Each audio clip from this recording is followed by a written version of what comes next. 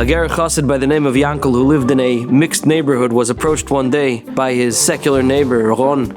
And Ron was livid. He said, "You datiyim, you people, you're so primitive." And he starts telling him that he was at a tzahal event where the soldiers were graduating, and there was a woman who was put up to sing.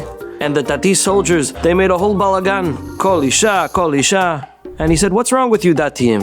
I hear kol isha a whole day. It doesn't have any effect on me. You people are so primitive." So Yankel says, "You know what? It's a great question. I don't know the answer, but let's go together to my Rebbe in Yerushalayim. We'll see what he has to say." Shockingly, Ron takes him up on his offer, and the very next day they find themselves in front of the Ger Rebbe in Yerushalayim. And Yankel tells the Rebbe, "This is my neighbor, and this is the question that he asked me. What does the Rebbe have to say?" So the Rebbe looks at the fellow and asks him, "Tell me, did you ever see the Bedouins? Did you ever notice how they walk barefoot on rocks and glass and they don't even flinch? So tell me, who's more primitive, you or the Bedouin?" You know, our generation is called Ikvisa de Mashiach, and Ikvisa means the heel. And my Rebbe Rav Moshe Shapiro Zatzal always used to say, you know why we're called Ikvisa? It's because our generation's problem is not that we're bad, it's that we're callous, just like the heel.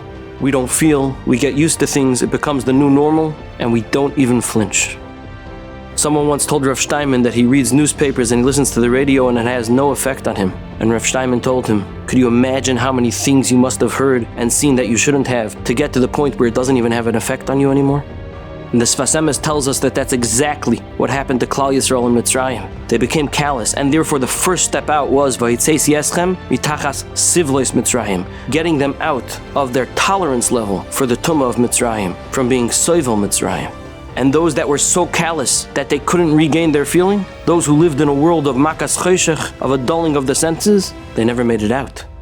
When the Koisel was captured in 1967, there was a tremendous outpouring of emotion. The soldiers were bawling, and one soldier, a Dati soldier, a religious soldier, turned to his friend, a secular soldier, and he said, "I know why I'm crying, but what are you crying for? Lama ata boche?" And the secular soldier answered him, Ani boche, al mash ani lo boche. I'm crying because I don't even feel what there is to cry about.